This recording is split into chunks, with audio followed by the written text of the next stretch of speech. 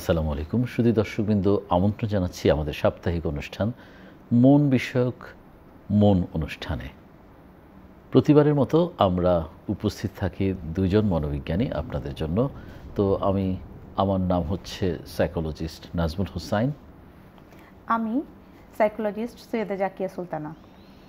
শুধু দর্শকবৃন্দ, আমরা মুড কথাটা প্রচুর শুনে থাকি যে সে মুডে আছে, তার মুড সুইং হয় ঘন ঘন। তো আমরা মুড সুইং নিয়ে গত পর্বে আলোচনা করেছি। আজকের আমাদের নির্ধারিত পর্ব হচ্ছে মুড ডিসঅর্ডার। তো মুড সুইং থেকে মুড ডিসঅর্ডারে পরিণত হতে পারে। তো এ বিষয়ে আলোকপাতের জন্য আমাদের স্টুডিওতে হাজির আছেন সাইকোলজিস্ট সৈয়দা। তো তার কাছে চলে যেতে চাই। মুড ডিসঅর্ডার বলতে আসলে কি বোঝায়? মুড ডিসঅর্ডার হচ্ছে আবেগীয় একটি সমস্যা।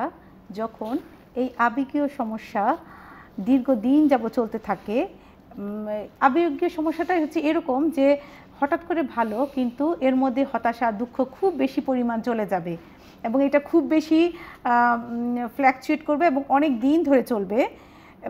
দেখা যায় যে আনন্দে আছে, হঠাৎ করেই অনেক বেশি বিরক্ত বা দুঃখবোধ চলে আসবে এবং এর ফলে তার দৈনন্দিন জীবনের প্রভাব পড়বে। যখন এরকমভাবে অনেক দিন যাবত চলতে থাকবে তখনই সেটাকে মুড ডিসঅর্ডার বলা হয়। এর মধ্যে একটা কথা বলে রাখি দর্শক মণ্ডলী, গত পর্বে আমরা আলোচনা করেছিলাম মুড সুইং এবং মুড ডিসঅর্ডারের মধ্যে পার্থক্য হচ্ছে মুড সুইং হচ্ছে অল্প সময়ের জন্য থাকবে, হঠাৎ করে হবে এবং ভালো হয়ে যাবে, কিন্তু মুড ডিসঅর্ডার হবে তখনই যখন এই সমস্যাটা অনেক দিন ধরে চলতে থাকবে।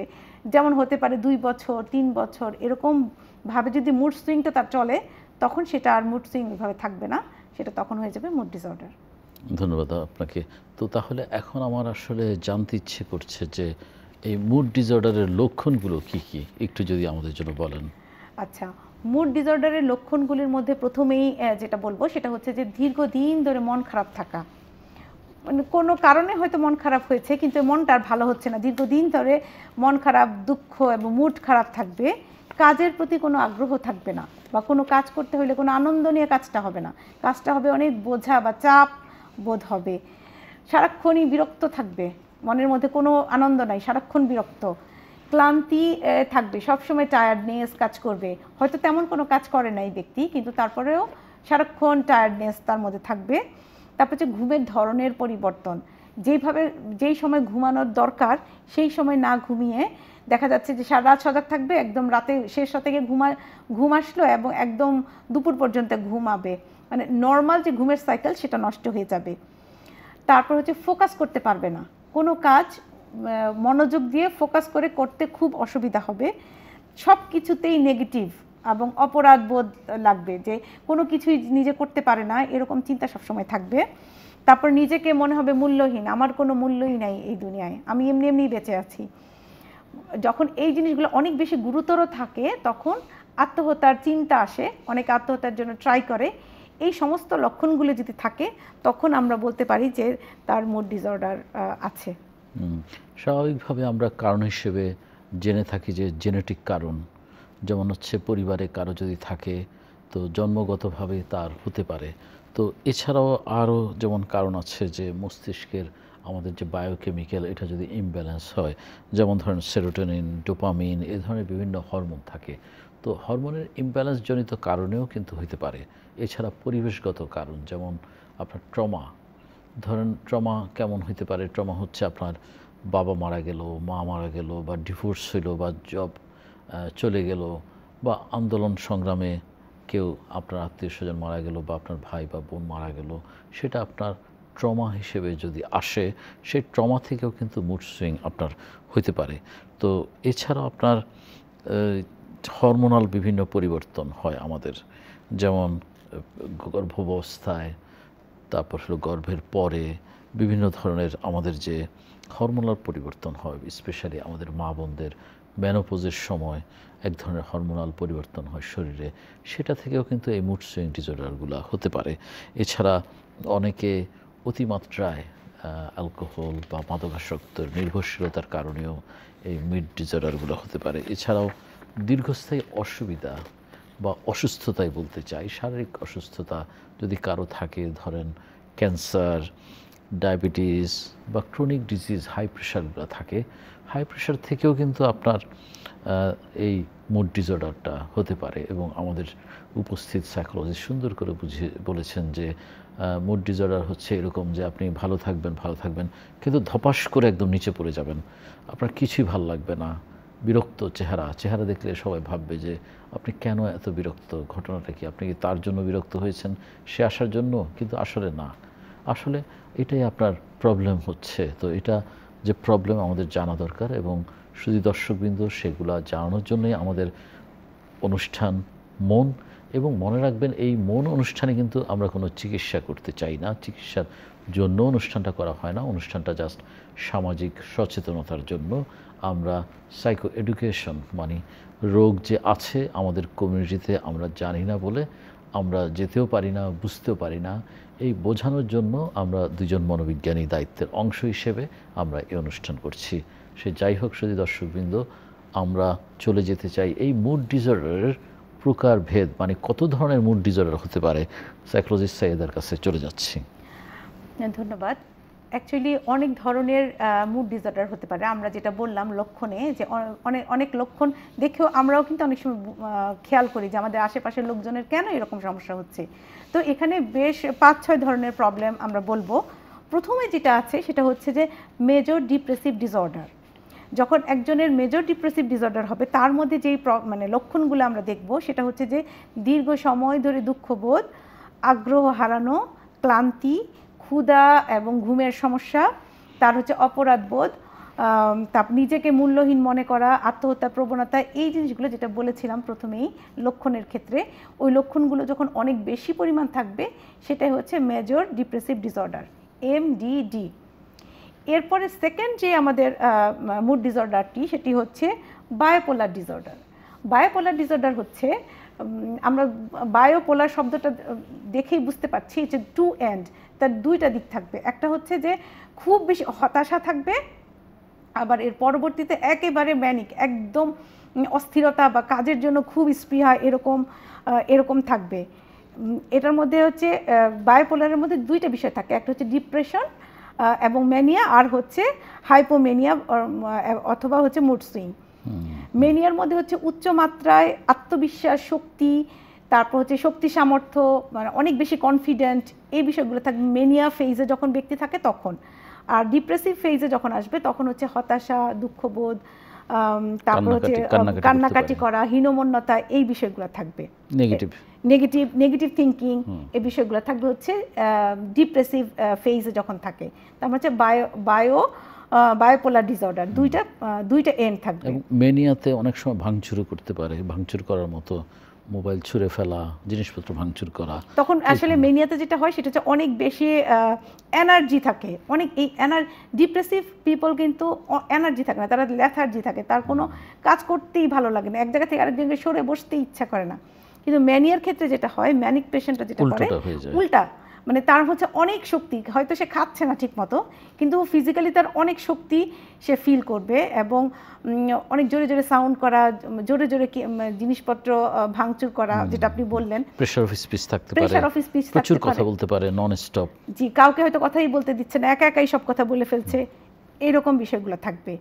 আর দর্শক মণ্ডলী, একটা কথা বারবার বলে রাখছি, আমাদের আশেপাশে হয়তো এই সমস্যাগুলো আমরা দেখব, কিন্তু আমরা কিন্তু নিজেরাই বলে দিব না যে তার মেজর ডিপ্রেসিভ ডিসঅর্ডার আছে অথবা বায়োপোলার ডিসঅর্ডার আছে।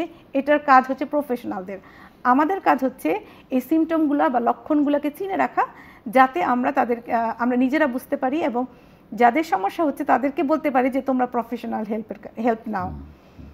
এরপরে আমরা 3 নাম্বার আমাদের প্রকারে যাচ্ছি, সেটা হচ্ছে যে পারসিস্টেন্ট ডিপ্রেসিভ ডিসঅর্ডার অথবা ডিসথাইমিয়া। এইটা হচ্ছে পারসিস্টেন্ট শব্দটা থেকে বুঝতে পারছি আমরা চলমান থাকবে। এই যে দুঃখবোধের বিষয়টা, সেটা হয়তো বা কোনো একটা কারণে হয়েছে, যে প্রিয়জন হয়তো মারা গিয়েছে বা জব চলে গিয়েছে বা এরকম কোনো কিছু থেকে শুরু হবে, কিন্তু তার এটার ভালো হবে না যদি যখন 2 বছর আর এরকম লম্বা সময় ধরে যদি সে তার মুডটা ভালো করতে না পারে, তখন সেটা হয়ে যাবে হচ্ছে ডিসথাইমিয়া অথবা পারসিস্টেন্ট ডিপ্রেসিভ ডিসঅর্ডার। আমাদের 4 নাম্বারটা হচ্ছে সাইক্লোমেডিক ডিসঅর্ডার। এটা হচ্ছে মৃদু বায়োপোলার ডিসঅর্ডার। মানে আমরা যেটা বললাম বায়োপোলার ডিসঅর্ডার হচ্ছে অনেক বেশি থাকবে, এটা হচ্ছে মৃদু পরিমাণ থাকবে, কম, যেখানে হাইপোম্যানিক এবং ডিপ্রেসিভ দুইটারই পর্যায়ক্রমে আসবে। ডিপ্রেসিভ মুডের থেকে তারপরে একটা সময় আবার হাইপোম্যানিক স্টেজে আসবে, এভাবে অল্টারনেটিভ হয়ে চলতে থাকবে। তার মানে হচ্ছে যদি ডিপ্রেশন ফেজটা তার 2 মাস 3 মাস চলে, এরপর হাইপোম্যানিক ফেজটা 2-3 মাস চলে, 2-3 মাস পরে চলবে, সেটাই। আবার দেখা গেছে শুধু দর্শকবৃন্দ যে ডিপ্রেশন যদি অনেক দিন ট্রিটমেন্ট না হয় সেটা কিন্তু টার্ন নিতে পারে আপনার হাইপোম্যানিক অর্থাৎ বাইপোলারেও টার্ন নিতে পারে। তো এই জন্য খুবই জরুরি দরকার যে ডিপ্রেশন হলেও কালক্ষেপণ না করে জরুরিভাবে চিকিৎসা নেওয়া। ধন্যবাদ। আমরা আলাপ করছিলাম প্রকার নিয়ে, যে কি কি ধরনের ডিপ্রেসিভ ডিসঅর্ডার আছে। 5 নাম্বার যেটা ডিপ্রেসিভ ধরন সেটা হচ্ছে যে সিজনাল এফেক্টিভ ডিসঅর্ডার। দর্শক মণ্ডলী, আমরা যারা গরমের দেশ থেকে এসেছি এই ইউরোপিয়ান ঠান্ডা ওয়েদারে, এই মানে আমাদের সিজনাল এফেক্টিভ ডিসঅর্ডারটা তাদের মধ্যে আমার ধারণা 80% বা তার চাইতে বেশি মানুষের এটা ভুগে থাকে। যখন ঠান্ডাটা আসে তখন কোনো কারণেই আর মনের মধ্যে কোনো আগ্রহ থাকে না, সব কিছুতেই টায়ার্ড লাগে, কোনো কিছু করতে ইচ্ছা করে না, হতাশা বোধ, দুঃখবোধ, যেটা আমরা নর্মালি দেখে থাকি আমাদের আশেপাশের লোকজনের। এই জিনিসগুলো যখন থাকে সেটা হচ্ছে সিজনাল এফেক্টিভ ডিসঅর্ডার।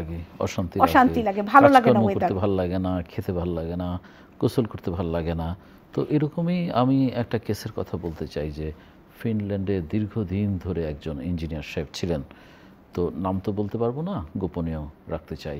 তো ওইখানে উনি এরকম এই ডিসঅর্ডারে ভুগেছিলেন। তো পরে ওইখানকার ডাক্তারই বলছে যে আপনি কোথাও সূর্যের কোনো দেশে চলে যান। পরে ওনারা মাইগ্রেশন করে ইংল্যান্ডে চলে আসে। তো আস্তে আস্তে ওনারা অবশ্য অনেক দিন পর্যন্ত ভালো ছিলেন, যেহেতু প্লেসটা চেঞ্জ করতে পেরেছেন উনি। জি, এইটা আসলে হওয়ার মূল কারণ হচ্ছে সূর্যের আলো যখন দীর্ঘদিন ধরে আমাদের গায়ে লাগে না, তখনই আসলে এই প্রবলেমটা বেশি দেখা দেয়।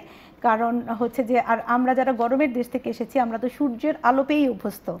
তো যখন দীর্ঘদিন ধরে সূর্যের আলো গায়ে পড়ে না, তখনই এই সিজনাল এফেক্টিভ ডিসঅর্ডারটা দেখা দেয়। এটা আমরা খেয়াল করবো আমাদের আশেপাশে কারো আছে কিনা, যদি থাকে আমরা সহনশীল আচরণ করার চেষ্টা করব। এটা আসলে বিভিন্ন কারণে হইতে পারে। তো অনেক সময় আমরা পরিবারের যারা তারা বুঝতে পারি না যে এই মাসে মাসে যে অসুস্থতাটা, ওইটার সময় কেন ওনার মেজাজটা খিটখিটে থাকে, কেন বিরক্ত প্রকাশ করে, কেন ঠিকমতো কাজ করতে পারে না, হাসি খুশি থাকে না। তো আসলে হচ্ছে ওই কারণটার জন্য, এটা মেইনলি শারীরিক কারণে মানসিক সমস্যা, যেটাকে আমরা বলি বায়োসাইকোলজিক্যাল প্রবলেম। তো এটা কিন্তু তার মেইনলি সাইকোলজিক্যাল প্রবলেম না। তারপর যে মাসের যে নির্দিষ্ট সময়টা সুস্থ হয়ে যান, ওইটা আস্তে আস্তে ঠিক হয়ে যেতে পারে। জি, ধন্যবাদ আপনার অ্যাডিং করার জন্য। যে ওই সময়ে মহিলাদের এটা খুবই কমন সমস্যা, সবার যে হবে তা না, কারো কারো নাও হতে পারে, আবার কারো কারো হতে পারে। তো আমরা ওই জায়গাটা আমরা নিজেরাও খেয়াল রাখবো যে যখন আমার ওই নির্দিষ্ট সময়ে আমি যাতে নিজেই খেয়াল করি, বেশি প্রেশারের কাজ না নেই, সেই জায়গাগুলো যদি খেয়াল করি তাহলে আশা করা যায় যে এই প্রবলেমগুলো নিয়ন্ত্রণ করাটা সহজ হবে। জি, ধন্যবাদ আপনাকে। তো এখন এই যে আমরা বুঝলাম বিভিন্ন ধরনের যে মুড ডিসঅর্ডার হতে পারে, তো আমরা দর্শক কিন্তু কী করে নির্ণয় করব, কি করে প্রক্রিয়াটা কি করে বুঝবো যে একজনের এই মুড ডিসঅর্ডারটা আছে, সে সম্পর্কে যদি আপনি বলতেন। আচ্ছা, খুবই গুরুত্বপূর্ণ একটা কোশ্চেন এটা। সেটা হচ্ছে যে কিভাবে আমরা বুঝবো, যেটা বারবার আমরা বলছি যে শুধুমাত্র হতাশা, দুঃখ, মন খারাপ দেখলেই যাতে আমরা বলে না দিই যে উনি ক্লিনিক্যাল লেভেলে ডিপ্রেশনে আছেন বা উনি ডিপ্রেশনে চলে গিয়েছেন। এগুলো খুবই কমন আমাদের মধ্যে, আমরা এটা খুবই নিজেরা বলি এবং খুব শুনতেও পাই। এই জিনিসগুলো আমরা করব না। একজন ব্যক্তির ডিপ্রেশন আছে কি না সেটা নির্ধারণ করবেন একজন প্রফেশনাল সাইকিয়াট্রিস্ট, সাইকোলজিস্ট, ওনারা ঠিক করবেন। এবং এটা ঠিক করার জন্য আমেরিকান সাইকোলজিক্যাল অ্যাসোসিয়েশনের একটা ফরম্যাট আছে, সেটা হচ্ছে DSM, এখন চলতেছে DSM-5। আপনি যদি এই বিষয়ে কিছু বলতেন, DSM-5 বিষয়ে। DSM-5 এটা হচ্ছে আপনার বছরে বছরে চেঞ্জ হয়, কারণ মানসিক সমস্যা তো চেঞ্জ হতে পারে, যার জন্য আপডেট হয়। তো এটা আমেরিকান সাইকিয়াট্রিক অ্যাসোসিয়েশন একটা বই ঠিক করে দিয়েছে যে কি কি সিমটম থাকলে, কতদিন পর্যন্ত থাকলে কি কি এফেক্ট হলে আমরা এই রোগ বলতে পারবো, সে DSM-5 অনুযায়ী একজন প্রফেশনাল নির্ধারণ করেন যে তার এই রোগ আছে কি নাই।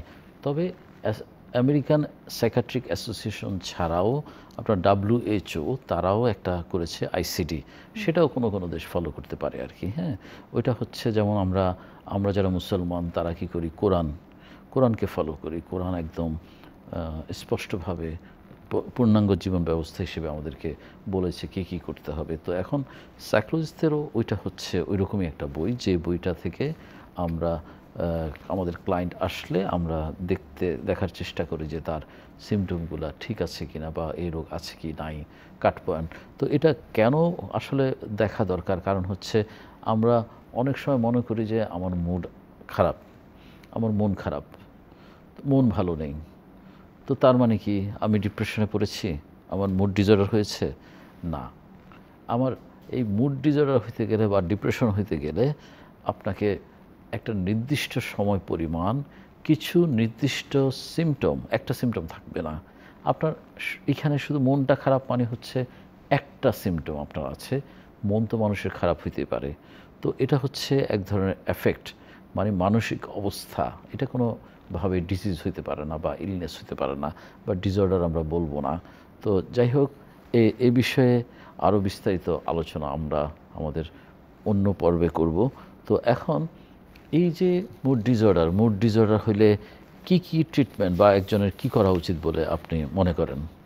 আচ্ছা, মুড ডিসঅর্ডার যখন সাইকিয়াট্রিস্ট বা সাইকোলজিস্ট যখন ওনারা যখন ক্রাইটেরিয়া ফিক্স করেন বা ডায়াগনোসিস করেন, আমরা যেটা বলতে পারি ডায়াগনোসিস যখন হয়ে যায় যে ওনার মুড ডিসঅর্ডার আছে, তখন অনেকগুলা ট্রিটমেন্ট উনি নিতে পারেন বা একসাথে অনেকগুলো ট্রিটমেন্টও আসতে পারে। প্রথমে যেটা বলতে পারি সেটা হচ্ছে মেডিকেশন, এবং এই মেডিকেশনটা দিবেন হচ্ছেন সাইকিয়াট্রিস্ট বা এখানে হচ্ছে জিপি দিবেন, কারণ মেডিকেশন তো আর সবাই দিতে পারবে না, যে যিনি দেওয়ার ক্যাপাবল তিনিই দিবেন। হ্যাঁ, তবে আপনার সাথে আমি অ্যাড করতে চাই, সেটা হচ্ছে যে অনেক সময় জিপিরা হয়তো মুড ডিসঅর্ডার যদি হয়ে যায়, তারা অনেক সময় দিতে চান না, তারা সাইকিয়াট্রিস্টের কাছে রেফার করেন। তো রেফার করলে আপনার একটা অ্যাসেসমেন্টের মাধ্যমে যাবে যে আসলে তার ওষুধ দরকার আছে কি না। যদি ওষুধ দরকার থাকে তাহলে ওষুধ দিবেন। অনেক সময় ওষুধ ছাড়াও অন্যান্য ট্রিটমেন্ট রয়েছে, আশা করি সৈয়দা বলবেন, সাইকোলজিস্ট সৈয়দা বলেন একটু যদি। জি, মেডিকেশনের কথাটা প্রথমেই বললাম এই জন্য যে নর্মালি আমরা মনে করি যে যখন আমি ডায়াগনোস হয়ে যাবে কিছু, আমি সম্ভবত মেডিকেশন পাবো, তা না হলে তো আমার ভালো হবে না। এরপরে যেটা আমরা করতে পারি সেটা হচ্ছে সাইকোথেরাপি। মুড ডিসঅর্ডারের জন্য যেটা খুব ভালো কাজ করে, সাইকোথেরাপির মধ্যে বেশ কয়েকটা বিষয় আছে, সেটা হচ্ছে সিবিটি প্রথমেই বলতে পারি, কগনিটিভ বিহেভিয়ার থেরাপি, তারপর হচ্ছে ইন্টারপার্সোনাল থেরাপি, তারপর হচ্ছে বিহেভিয়ারাল থেরাপি। এই থেরাপিগুলা সাইকোলজিস্ট, ক্লিনিক্যাল সাইকোলজিস্ট ওনারা দিয়ে থাকেন। জি, খুবই গুরুত্বপূর্ণ বিষয়। যেমন মেডিকেশন খেয়ে আপনার হরমোনাল চেঞ্জ করবে বা অন্যান্যভাবে আপনার শারীরিক প্রতিক্রিয়াগুলোকে দূর করবে বা আপনার ডিসঅর্ডারকে দূর করবে, কিন্তু আপনার যে মনের সমস্যা, মনের মধ্যে যে সমস্যা এসেছে, তো ওই মনের যে সমস্যা, আমরা বলি না যে কাঁটা দিয়ে তুলতে হবে, কাঁটা অর্থাৎ কাঁটা আপনার পায়ে ঢুকেছে, সেটা কিন্তু এক ধরনের কাঁটা দিয়ে তুলতে হবে, অন্য কিছু দিয়ে তুলতে পারবেন না। অর্থাৎ মনের মধ্যে যে সমস্যা হয়েছে সেটা মনের বিভিন্ন কৌশল বা টেকনিকের মাধ্যমে চিকিৎসা করা লাগবে। সেটারই একটা ধরন হচ্ছে সাইকোথেরাপি। তো আমরা সাইকোথেরাপি কি বা কাউন্সেলিং কি এ বিষয়ে একটা পর্ব রাখতেই পারি, তাই না? তো যাই হোক, সাইকোথেরাপি কারা দিবেন? সাধারণত সাইকোলজিস্টরা দিয়ে থাকেন, স্পেশালি যারা ক্লিনিক্যাল সাইকোলজি ব্যাকগ্রাউন্ড বা কাউন্সিলিং ব্যাকগ্রাউন্ড। এরপরে কি কি ট্রিটমেন্ট আছে? এরপরে হচ্ছে লাইফস্টাইল মডিফিকেশন। শুনে আমরা বুঝতে পারছি যে যিনি মুড ডিসঅর্ডারের মধ্যে দিয়ে যান, তার লাইফে হয়তো বা এমন কিছু স্টেপ উনি নিচ্ছেন বা উনি যার ভিতর দিয়ে যাচ্ছেন, যার জন্য তার প্রবলেম হচ্ছে। এই জন্য যেটা করার জন্য বলা হয় সেটা হচ্ছে রেগুলার ফিজিক্যাল অ্যাক্টিভিটি, ব্যায়াম, আমরা যদি সহজ ভাষায় বলতে চাই, এটা খুবই জরুরি। তারপর হচ্ছে হেলদি ডায়েট। আমরা বর্তমান সময় প্রচুর ফাস্টফুড বা এই জাতীয় খাবারগুলো খাই, যেটা আমাদের ফিজিক্যাল হিসেবে যেমন খারাপ, তেমনি আমাদের মানসিক প্রবলেমও তৈরি করে থাকে। তারপর হচ্ছে ঘুম, পর্যাপ্ত ঘুম প্রয়োজন। তারপর হচ্ছে স্ট্রেস ম্যানেজমেন্ট, যেটা আমরা চাপ নিয়ে অলরেডি প্রোগ্রাম করে ফেলেছি দুইটা। আমাদের স্ট্রেস ম্যানেজমেন্ট করতেই হবে, তা না হলে আমাদের এই মানসিক অন্যান্য প্রবলেমগুলোর মধ্যে আমরা পড়ে যাব। এরপরে হচ্ছে সাপোর্ট সিস্টেম। বিভিন্ন ধরনের, এই দেশেও বিভিন্ন ধরনের সাপোর্ট সিস্টেম আছে, যে বিভিন্ন গ্রুপে জয়েন করা, জিপি থেকেও বিভিন্ন গ্রুপের পাওয়া যায়, অথবা সোশ্যাল অনেক গ্রুপের সাথে যুক্ত হওয়া যেতে পারে, যেগুলোতে ওদের উইকলি কাজ থাকে, মান্থলি কাজ থাকে, তখন মুডটাকে ঠিক করাটা সহজ হয়। ধন্যবাদ আপনাকে। এছাড়া আপনার সাথে আমি অ্যাড করতে চাই যে ইদানিং বিভিন্ন টুলসের মাধ্যমে ট্রিটমেন্ট হয়, যেমন TDCS, ট্রান্সক্রেনিয়াল ডাইরেক্ট কারেন্ট স্টিমুলাস। এটা হচ্ছে হেডফোনের মতো, যাদের ডিপ্রেশন আছে তাদের জন্য খুবই হেল্পফুল, নতুন শুরু হয়েছে সারা বিশ্বে। তো অবশ্য সব জায়গায় পাওয়া যায় না, NHS সব জায়গায় পাওয়া যায় না। তো যারা ট্রেন্ড, যেমন আমরা দুজন ট্রেন্ড হয়েছি এই বিষয়ে, তো আমরা ইচ্ছা করলে দিতেই পারি, তাই না? তো এই TDCS আসছে হলো ইসিটি। আগে ইসিটি ইলেকট্রোকম্পাসিভ থেরাপি দেওয়া হতো তার বিকল্প হিসেবে, কারণ ইসিটি ইলেকট্রোকম্পাসিভ থেরাপিতে অনেক সাইড এফেক্ট আছে, তাই এখন সাইড এফেক্ট মুক্ত TDCS ইউজ করা হয়। শুধু দর্শক মণ্ডলী, আপনাদের কাউকে যদি এরকম দেখেন, তাহলে দ্রুত চিকিৎসা সেবা নেওয়ার জন্য জিপির কাছে যাওয়ার পরামর্শ দিবেন, এবং আপনারা নিজেরাও যাবেন। হ্যাঁ, ধন্যবাদ আপনাকে। এবং সঠিকই বলেছেন যে মনের সমস্যা অবশ্যই হতে পারে, মনের অস্তিত্ব রয়েছে। মনের সমস্যা নিয়ে মনে মনে থাকবেন না, অর্থাৎ লুকিয়ে থাকার দিন শেষ হয়ে গিয়েছে।